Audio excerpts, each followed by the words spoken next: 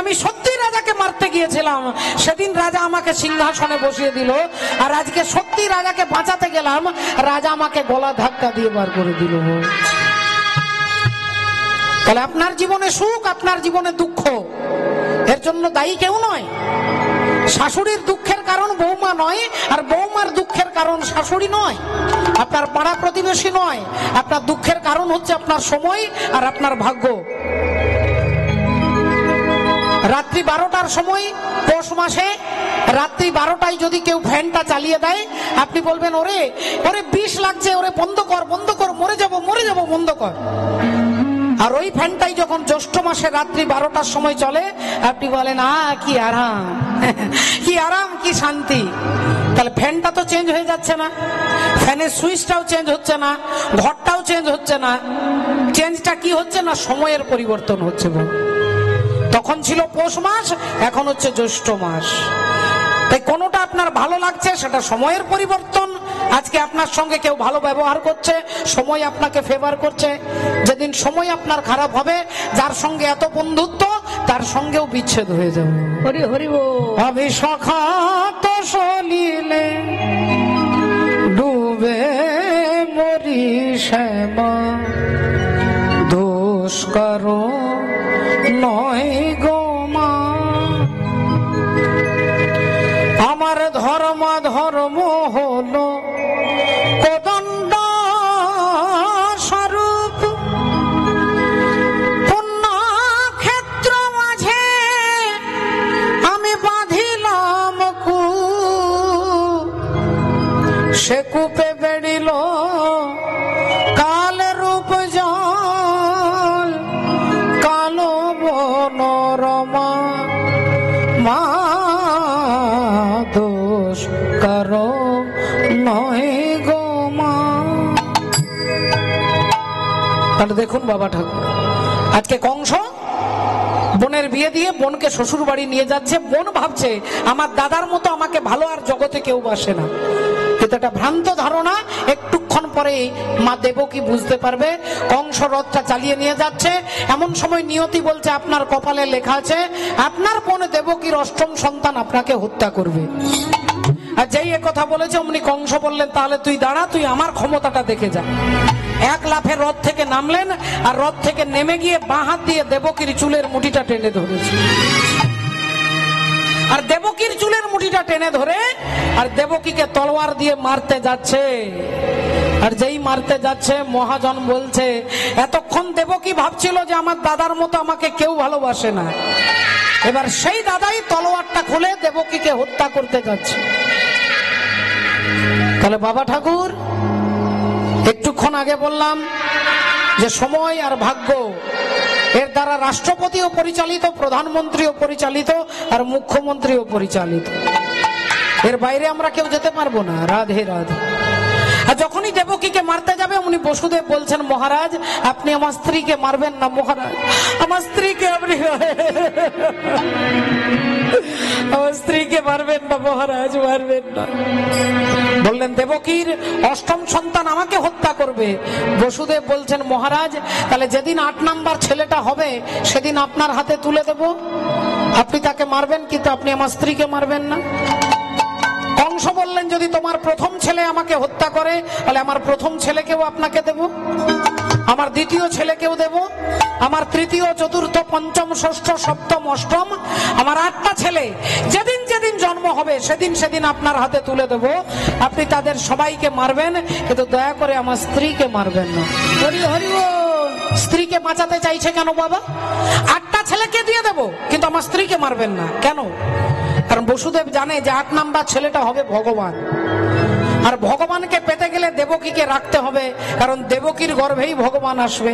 তাহলে ভগবানকে পেতে গেলে দেবকীকে রক্ষা করতে হবে, আর ভগবানকে পাওয়ার জন্য যদি 7টা ছেলে মরে যায় আমার তাতে কোনো দুঃখ নেই।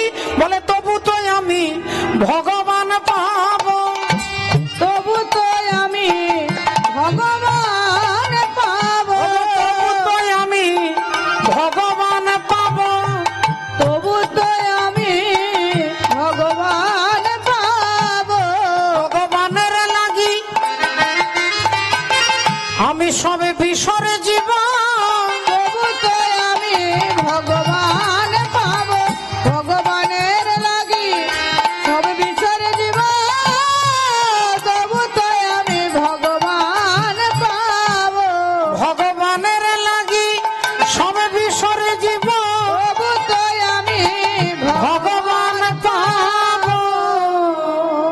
তবু তো ভগবানকে পাবো। আহা, রাধে রাধে। এ কথা যেই বলেছে কংস মনে মনে চিন্তা করছে। কংস চিন্তা করছে যে 8টা ছেলেকে যদি মেরে ফেলি তাহলে আর বসুদেবকে মারারও দরকার নেই, আর দেবকীকে মারবারও দরকার হবে না, কারণ 8টা ছেলেকে হওয়ার সাথে সাথে আমি মেরে ফেলবো। কিন্তু যতদিন না হচ্ছে ততদিন তো তোমাদের দুজনকে ছাড়া যাবে না, তাই তোমাদের দুজনকে আমার কারাগারে বন্দী থাকতে হবে। এই বসুদেব দেবকীকে টানতে টানতে কংস তার কারাগারে বন্দী করে দিল। মোটা মোটা লোহার চেন দিয়ে দেহটাকে বেঁধে দিলেন, পিঠের ওপরে একটা পাথর চাপিয়ে দিলেন, অকথ্য অত্যাচার করে, অকথ্য আঘাত করে, আর বসুদেব দেবকী কাঁদে আর ভগবানকে ডাকে। আর ভগবান সব সইতে পারে বাবা ঠাকুর। ভগবান ভক্তের চোখের জল আর অহংকার, এই দুটো জিনিস সইতে পারেন না। হরি হরি বল। অহংকার আর চোখের জল ভগবানের সহ্য হয় না। রাধে রাধে। মাননীয় ভক্তমন্ডলী, ভক্তিমতী মায়েরা, কুরুক্ষেত্রের যুদ্ধ শেষ হয়ে গেছে, পঞ্চপাণ্ডব জিতে গেছে। আর পঞ্চপাণ্ডব জিতে গেছে আনন্দে ভীম আর অর্জুন বলতে বলতে যাচ্ছে। ভীম বলছে আমার জন্য জিতেছে, অর্জুন বলছে আমার জন্য জিতেছে। ভীম বলে আমার জন্য, অর্জুন বলে আমার জন্য জিতেছে। এই দুজনে আলোচনা করতে করতে যাচ্ছে, হঠাৎ শুনতে পাচ্ছে কে যেন খিলখিল করে হাসছে। চমকে উঠলেন ভীম, ভাই দেখ তো অর্জুন, কে হাসছে? আর অমনি অর্জুন সামনে পেছনে চারিদিকে তাকিয়ে দেখছে কেউ নেই। হঠাৎ দেখছে মাথার উপরে তাকিয়ে দেখছে একটা কাটা মাথা খিলখিল করে হাসছে, একটা কাটা মুন্ড খিলখিল করে হাসছে। অমনি ভীম দেখতে পেয়ে গদাটা তুলে বললেন, তবে রে বেটা দাঁড়া, দেখাচ্ছি মজা।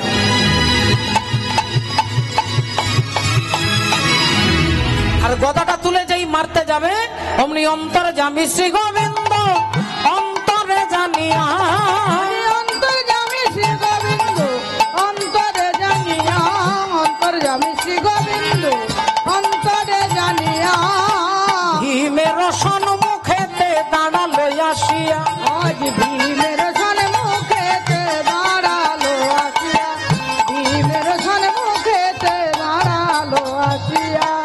আর অমনি ভীমের কাছে দাঁড়িয়ে ভগবান বললেন, আরে আরে আরে আরে আরে, ও ভীম দাদা, আরে কাকে মারবে গো দাদা, কাকে মারবে?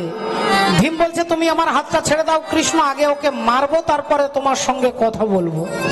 ভগবান বললেন, দাদা গো, আগে আমার সঙ্গে কথা বলো, তুমি যাকে মারবার জন্য গদাটা তুলেছো ও কিন্তু তোমার সম্পর্কে নাতি হয় গো দাদা, ও তোমার নাতি, অসম্ভব। একটা রাক্ষস কখনো আমার নাতি হতে পারে না, একটা রাক্ষস কখনো আমার বংশে, আমার গায়ের রক্ত তার শরীরে থাকতে পারে না।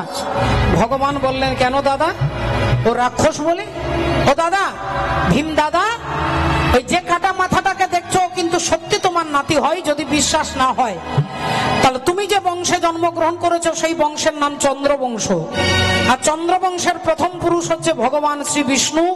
বিষ্ণুর নাভি থেকে সৃষ্টি হলো ব্রহ্মা, ব্রহ্মার পুত্র অত্রি, অত্রির পুত্র সোম, সোমের পুত্র বুধ, বুধের পুত্র পুরুরুবা, পুরুরুবার পুত্র আয়ুষ, আয়ুষের পুত্র নহুষ, নহুষের পুত্র যজাতি, যজাতির পুত্র যদু, যদুর পুত্র পুরু, পুরুর পুত্র জন্মেঞ্জয়, জন্মেঞ্জয় পুত্র প্রচিষ্ঠান, প্রচিষ্ঠানের পুত্র মনুষ্য, মনুষ্যের পুত্র চারুপদ, চারুপদের পুত্র শুদ্ধু, শুদ্ধুর পুত্র বহুগব, বহুগবের পুত্র সংজাতি, সংজাতির পুত্র অসংজাতি, অসংজাতির পুত্র রুদ্রাস্য, রুদ্রাস্যের পুত্র ঋতেশু, ঋতেশুর পুত্র রস্তিনাভ, রস্তিনাভের পুত্র রেভি, রেভির পুত্র দুষ্মন্ত, দুষ্মন্তের পুত্র ভরত, ভরতের পুত্র ইক্ষু, ইক্ষুর পুত্র সংবরণ, সংবরণের পুত্র সুধনু, সুধনুর পুত্র সুহত্র, সুহত্রের পুত্র চবন, চবনের পুত্র কৃতি, কৃতির পুত্র উপরিচর বসু, উপরিচর বসু পুত্র জরাসন্ধ, জরাসন্ধের পুত্র সহদেব, সহদেবের পুত্র সোমাপি, সোমাপির পুত্র কুকু, কুকুর পুত্র জন্নু, জন্নুর পুত্র সুরত, সুরতের পুত্র বিদুরথ, বিদুরথের পুত্র রাধিক, রাধিকের পুত্র অযুতায়ু, অযুতায়ের পুত্র অক্রধন, অক্রধনের পুত্র দেবতিথি, দেবতিথির পুত্র ঋক, ঋকের পুত্র দিলীপ, দিলীপের পুত্র প্রতীপ, প্রতীপের পুত্র শান্তনু, শান্তনুর পুত্র বিচিত্র বীর্য, বিচিত্র বীর্যের পুত্র পাণ্ডু, পাণ্ডুর পুত্র তুমি ভীম, তোমার ছেলের নাম ঘটোৎকচ, আর ঘটোৎকচের ছেলে যার নাম হলো বর্বরিক। হরি হরি বল। তাহলে যে কাটা মাথাটা দেখছো তার নাম বর্বরিক, সে তোমার নাতি। যেই বলেছে ভীমের হাত থেকে গদাটা মাটিতে পড়েছে ধড়াম করে। ভীম বলছে, কৃষ্ণ কৃষ্ণ তাহলে আমার নাতির মুন্ডটা কাটা হলো কি করে, আমার নাতির হাত কোথায়, পা কোথায়? ভগবান বললেন এই তত্ত্ব জানতে গেলে যেতে হবে যেদিন কুরুক্ষেত্রের যুদ্ধ। সেদিন তোমার নাতি একটা ভাঙা রথে বসে ভগবানের নাম স্মরণ করতে করতে আসছিল। ভগবানের নাম স্মরণ করতে করতে বর্বরিক আসছে। হরি বল, হরে কৃষ্ণ। ভক্তমন্ডলী, ভক্তিমতী মায়েরা, এখন বর্বরিক আসছে ভগবানের নাম স্মরণ করতে করতে। আসুন আমরাও একটু নাম স্মরণ করতে করতে যাব। তু আনা রে গোপাল, ও মনে লেনে তু আনা, তু আনা রে গোপাল, মনে লেনে তু আনা, তু আনা রে গোপাল, মনে লেনে তু আনা।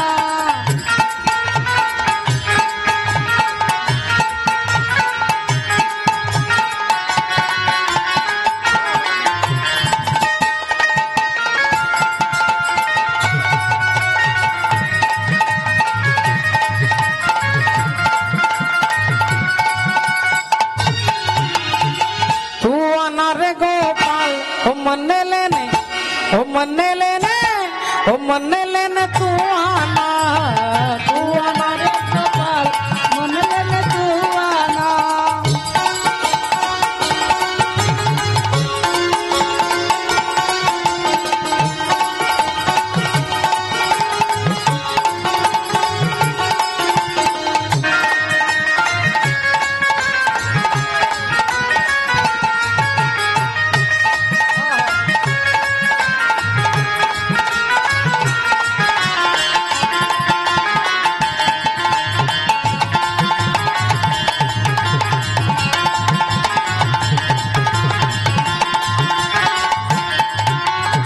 हाथी न लाना गोपाल, घोड़े न लाना, हाथी न लाना गोपाल, घोड़े न लाना, हाथी न लाना गोपाल, घोड़े न लाना, हाथी न लाना गोपाल, घोड़े न लाना। तू आना रे गोपाल, ओ मने लेने, ओ मने लेने, ओ मने लेने तू आना, तू आना रे गोपाल, मन लेने तू आना, तू आना रे गोपाल, मन लेने तू आना। मनो इश्क दा लगिया, ओ मनो इश्क दा लगिया, ओ मेरे बचने की नैयो उम्मीद, मेरे बचने की नैयो उम्मीद, मनो इश्क दा लगिया, ओ मेरे बचने की नैयो उम्मीद, मेरे बचने की नैयो उम्मीद। हाथी न लाना गोपाल, घोड़े न लाना, हाथी न लाना गोपाल, घोड़े न लाना, हाथी न लाना गोपाल, घोड़े न लाना। तू आना रे गोपाल, ओ मने लेने, ओ मने लेने, ओ मने लेने तू आना, तू आना रे गोपाल, मन लेने तू आना, तू आना रे गोपाल, मन लेने तू आना, तू आना रे गोपाल, मन लेने तू आना। बोलो राधा रानी की, जय, बोलो भगवान कृष्ण चंद्र की, जय, अनंत कोटि भक्त वृंदों की जय। जय जय श्री राधे। राधे राधे। এখন বর্বরিক আসছেন ভাঙা রথে বসে ভগবানের নাম করতে করতে, আর হরি নামে ভগবান হরি নাম নেমে দাঁড়িয়েছে। আর এরকম করে দাঁড়িয়ে বললেন, দাঁড়াও, এই যে ছেলে, কি নাম তোমার? আগে ঠাকুর, আমার নাম হচ্ছে বর্বরিক। কোথায় যাচ্ছ? আমি যাচ্ছি কুরুক্ষেত্রের যুদ্ধে। আচ্ছা, তা কুরুক্ষেত্রের যুদ্ধে তুমি যাচ্ছ, ওখানে তোমার কে আছে? ওখানে আমার দাদু আছে।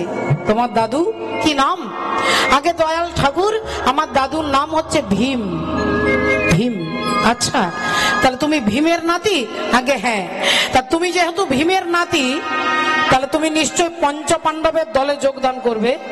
বর্বরিক মাথা নেড়ে বললেন, আগে না, না, আমি পঞ্চ পাণ্ডবের দলে যোগদান করব না, আমি দাদু দুর্যোধনের দলে যোগদান করব। আমি পঞ্চপাণ্ডবের দলে নয়, আমি দুর্যোধনের দলে যোগদান করব। এ কথা যখনই বলেছেন, রাধে রাধে, ভগবান বললেন তোমার দাদুর দল ছেড়ে দিয়ে তুমি দুর্যোধনের দলে যোগদান করবে কেন? বললেন ঠাকুর, আমার কে আপন কে পর আমি বুঝি না। আমি এইটুকু বুঝি যে যেদিন আমার মা আমাকে বলেছিল, ওরে বর্বরিক, যদি কোনোদিন কোনো যুদ্ধে অংশগ্রহণ করিস তাহলে যে পক্ষটা দুর্বল পক্ষ সেই দুর্বল পক্ষে যোগদান করিস। হরি হরি বল। তাই আমার মা আমাকে দুর্বল পক্ষে যোগদান করতে বলে গেছে, আর আমি মাকে ছুঁয়ে কথা দিয়েছি, তাই দুর্বল পক্ষ দুর্যোধনের দলেই যোগদান করব। ভগবান বললেন, এই যে ছেলে, দুর্যোধন দুর্বল নয়, দুর্বল হচ্ছে পঞ্চপাণ্ডব। পঞ্চপাণ্ডব হচ্ছে দুর্বল। দুর্যোধনের পক্ষে 11 অক্ষহীনী সেনা আছে, আর পঞ্চপাণ্ডবের পক্ষে 7 অক্ষহীনী সেনা আছে। বললেন ঠাকুর, দুর্যোধনের পক্ষে 11 অক্ষহীনী কেন? যদি 22 অক্ষহীনী সেনা থাকতো তবু দুর্যোধনই হচ্ছে দুর্বল, আর পঞ্চপাণ্ডব কখনো দুর্বল নয়। কেন পঞ্চপাণ্ডব দুর্বল নয়? কেন বলে, যে পক্ষে তুমি থাকো, যে পক্ষে তুমি থাকো তারা কি দুর্বল হতে পারে? হরি হরি বল। এ কথা যখনই বলেছে ভগবান মনে মনে চিন্তা করছে, তাহলে ছেলে 13 বছর বয়স হতে পারে, কিন্তু এর মধ্যে বিশাল জ্ঞান আছে। ভগবান বললেন, ঠিক আছে, তাহলে এক কাজ করো, ওই যুদ্ধে যেতে গেলে আগে এখানে পরীক্ষা দিতে হবে। না বলো ঠাকুর, কি পরীক্ষা দেব? না ওই তেঁতুল গাছটা আছে, ওই তেঁতুল গাছে অসংখ্য কোটি কোটি পাতা আছে, একটা বান মেরে গাছের সমস্ত পাতাগুলোকে ছিদ্র করতে হবে। তুমি পারবে? বর্বরিক বললেন, আমি চেষ্টা করব ঠাকুর, আমি চেষ্টা করে দেখব। রাধে রাধে। আর অমনি কি করলেন, যেই বর্বরিক হাতে একটা তীর নিয়ে চোখ বন্ধ করে গোবিন্দের ধ্যান করতে লাগলেন, অমনি ভগবান দেখছে বর্বরিকের চোখ বন্ধ। ভগবান ছুটে গিয়ে গাছ থেকে 2টো পাতা তুলে নিয়েছে, একটা হাতে রেখেছেন, একটা চরণের তলায় রেখে ভগবান চুপ করে দাঁড়িয়ে আছে। একটা হাতে রেখেছেন, একটা চরণের তলায়, চুপ করে ভগবান দাঁড়িয়ে আছে। এবার বর্বরিক গোবিন্দের ধ্যান করে আর গাছটাকে লক্ষ্য করে তীরটা ছুড়ে মেরেছে। আর যেই তীরটা ছুড়ে মেরেছে, গাছে যত পাতা ছিল সব ছিদ্র হয়ে গেছে, সব ছিঁড়ে গেছে। এবার বর্বরিক বলছেন, ঠাকুর তাহলে এবার আমাকে যেতে দাও। ভগবান বললেন, দাঁড়াও, সব পাতা ছিদ্র করেছো, 2টো পাতা ছিদ্র করতে পারোনি। আর সেই 2টো পাতা একটা আমার হাতে আছে, এই দেখো। আর হাতটা যেই খুলেছে দেখছে হাতের পাতাটা ছেঁড়া। বললেন, দাঁড়াও, আমার চরণের তলায় একটা পাতা রয়েছে। আর যেই চরণটা সরিয়েছে দেখছে চরণের তলার পাতাটা ছেঁড়া। ভগবান মনে মনে চিন্তা করছে যে আমি যাকে হাতে রেখেছি তাকে যদি এ বিনাশ করে, আমি যাকে চরণের তলায় রেখেছি তাকে যদি এ বিনাশ করে, তাহলে এ যদি দুর্যোধনের দলে যায়, এর হাত থেকে তো আমি পঞ্চপাণ্ডবকে বাঁচাতে পারবো না। তখনই ভগবান বলছেন, বর্বরিক, আগে আমার সঙ্গে তোমাকে যুদ্ধ করতে হবে। হরি হরি বল। বর্বরিকের কি আনন্দ! ওগো না চাহিলে যারে পাওয়া যায়, না চাহিলে যারে পাওয়া যায়, তে আগিলে আসে হাতে দিবসে যে ধন হারাইছি আমি, পেয়েছি আধার রাতে। না চাহিলে যারে পাওয়া যায়, না দেখিবে যারে পরশিবে না গো, তারি প্রাণে প্রাণ মেলে দিয়ে জাগো, জাগো জাগো। তারাই তারাই রবে তারি বাণী, কুসুমে ফুটিবে প্রাতে, না চাহিলে যারে পাওয়া যায়। বর্বরিকের কি আনন্দ! ঠাকুর, আমি দুর্যোধনের দলে এই জন্য যেতে চেয়েছিলাম, যাতে আমি কোনো ভক্তের হাতে মরতে পারি। হয় ভক্ত যুধিষ্ঠির হাতে মরতাম, নইলে ভক্ত ভীম, নইলে অর্জুনের হাতে মরতাম। কিন্তু আমার এত ভাগ্য ভালো যে আমি তোমার হাতে মরবার সুযোগ পেয়েছি ঠাকুর, আমি তোমার হাতে মরবার সুযোগ পেয়েছি। হরি বল, হরি বল। ভগবান বলছেন বর্বরিক, তাহলে এবার আমার সঙ্গে যুদ্ধ করতে হবে। বর্বরিক তীর ধনুক নিয়ে দাঁড়িয়েছে, আর ভগবান সুদর্শন চক্রটাকে বলছে যাও ওর দেহ থেকে মুন্ডটাকে আলাদা করে দাও। আর মুন্ডটা যখন কাটা হয়ে মাটিতে পড়ে যাচ্ছে, বর্বরিকের কাটা মুন্ড থেকে চিৎকার করে বলছে জয় জগন্নাথ, জগন্নাথ, জগন্নাথ, জয় জগন্নাথ, জয় জগন্নাথ, জগন্নাথ, জগন্নাথ, জয় জগন্নাথ, জয় জগন্নাথ, জগন্নাথ, জগন্নাথ, জয় জগন্নাথ।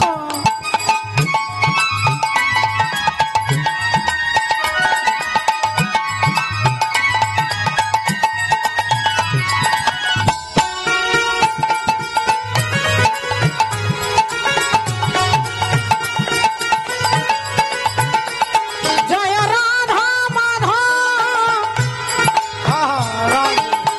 রাধা মাধব, জয় রাধা মাধব, জয় রাধা মাধব, রাধা মাধব, রাধা মাধব, জয় রাধা মাধব, জয় জগন্নাথ, জগন্নাথ, জগন্নাথ, জয় জগন্নাথ। আর অমনি ভগবান চিৎকার করে কাঁদতে কাঁদতে ছুটে যাচ্ছে, বর্বরিক আমায় ক্ষমা করো বর্বরিক, আমি তোমার মতো ভক্তের প্রাণ হরণ করেছি, আমায় ক্ষমা করো বর্বরিক। বলো বর্বরিক তুমি আমার কাছে কি চাও, আজকে যা চাইবে তোমাকে আমি তাই দেব। ভগবানের কথা শুনে বর্বরিক বললেন ঠাকুর যদি আমাকে দিতে হয় তাহলে আমাকে কুরুক্ষেত্রের যুদ্ধটা দেখতে দাও, কুরুক্ষেত্রের যুদ্ধ আমাকে দেখতে দাও, আমাকে 18 দিন বাঁচিয়ে রাখো, আমি যেন যুদ্ধ দেখতে পাই কিন্তু আমাকে যেন না কেউ দেখতে পায়। ভগবান বললেন তথাস্তু। সমস্ত ঘটনা ভীম আর অর্জুনকে খুলে বললেন। এতক্ষণ পরে ভীম আর অর্জুনের এতক্ষণ পরে তারা বুঝতে পারলো যে আমাদের নাতি। তখন ভীম জিজ্ঞাসা করছে বর্বরিককে যে তাহলে তুমি যখন জানো যে আমি তোমার দাদু, তাহলে আমার কথা শুনে তুমি হাসলে কেন? তখন বর্বরিক বলছে ঠাক দাদু, ওই যে তুমি বলছো আমি না থাকলে হতো না, অর্জুন বলছে আমি না থাকলে হতো না, আসলে যুদ্ধটা তো আমি দেখেছি, যাকে তুমি মেরেছো তাকে মারবার অনেক আগে তিনি তাকে মেরে রেখেছেন, তুমি নিমিত্ত মাত্র। তিনি মেরে রেখেছেন, তুমি নিমিত্ত, আর তুমি নিমিত্ত হয়ে অহংকার করছিলে, তাই আমার হাসি পাচ্ছিল।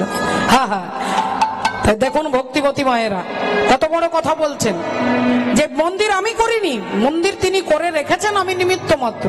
এ বাড়ি আমার তৈরি করা নয়, এ বাড়ি আমি করিনি, আমি নিমিত্ত, তিনি বাড়িটা তৈরি করে রেখেছেন।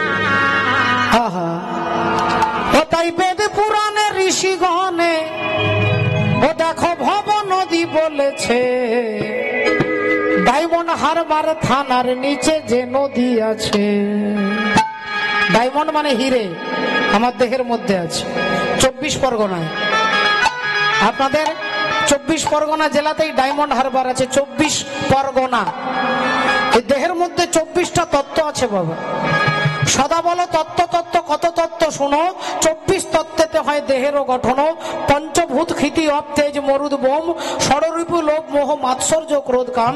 10 ইন্দ্রিয় মতে তারা হয়তো পৃথক, জ্ঞানেন্দ্রিয় কর্মেন্দ্রিয় আদি এই সব।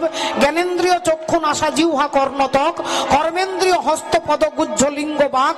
মহাভূত অহংকার আর হয় জ্ঞান, এই তো হয় 24 তত্ত্ব নিরূপণ। কিবা কারিগরের আজব কারিগরি, তার মধ্যে 6 ছয় পদ্ম রাখিয়াছে পুরী, সহস্রারে হয় পদ্ম সহস্রে কোদল, অষ্টদল পদ্ম রয় তাহারও ভিতর। তার মধ্যে নারী আছে 3.5 কোটি, 72,000 নারী তাতে আছে আটি।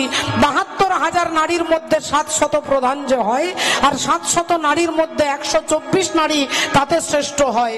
124 নারীর মধ্যে 32 নারী শ্রেষ্ঠ, বিশ্বভরি ইহার নাম হয়েছে উল্লেখ্য। সেই 32 নারীর মধ্যে আছে নারী 3, ইড়া পিঙ্গলা সুষুম্না প্রবীণ। বাম ভাগে ইড়া, দক্ষিণে পিঙ্গলা, মধ্যখানে সুষুম্না চক্রভেদ রহিলা। এই দেহতত্ত্ব যেই জন জানে, নরলোকে তুচ্ছ তারে দেবলোকে মানে। হরি হরি বল, হরি বল। ও তারে বেদ পুরাণে ঋষিগণে ও দেখো ভব নদী বলেছে, ডায়মন্ড হারবার থানার নিচে যে নদী। উলুধ্বনি।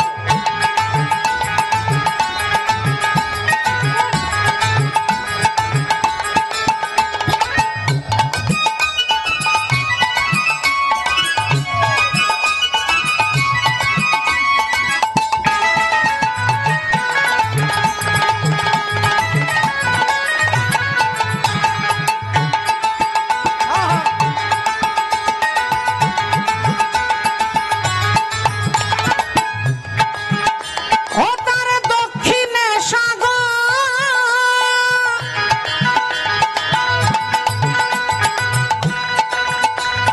আর উত্তরেতে কিছু দূরে কলকাতা শহর। উত্তরেতে কিছু দূরে কলকাতা শহর, উত্তরেতে কিছু দূরে কলকাতা শহর। হ্যাঁ, ও দেখো পশ্চিমেতে মেদিনীপুর, ও দেখো পশ্চিমেতে মেদিনীপুর। ও বলো কে বা কোথায় দেখেছে ডায়মন্ড হারবার থানার নিচে যে নদী আছে। ডায়মন্ড হারবার থানার নিচে যে নদী আছে।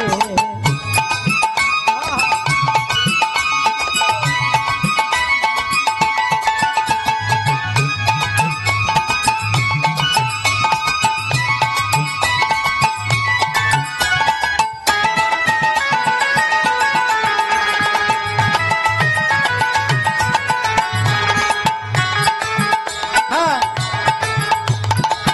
কি বলছে? ও তার জোয়ার ভাটা হয়, তারে হুগলি নদী কয়, আর তার জলে কামরূপে কুম্ভীর ডুবে রয়। তার জলে কাম রূপে কুম্ভীর ডুবে রয়, তার জলে কাম রূপে কুম্ভীর ডুবে রয়। ও তাতে একা পার হয়ে যাবে, ও তাতে ওই জলের তলায় যে কামরূপী কুমির আছে, তাকে পার করা খুব মুশকিল পাবো। ও তারে একা পারে হয়ে আছে, এমন সদ্ধিকার আছে। ডায়মন্ড হারবার থানার নিচে যে নদী আছে, ডায়মন্ড হারবার থানার নিচে যে নদী আছে। ও তারে বেদ পুরাণে ঋষিগণে ও তারে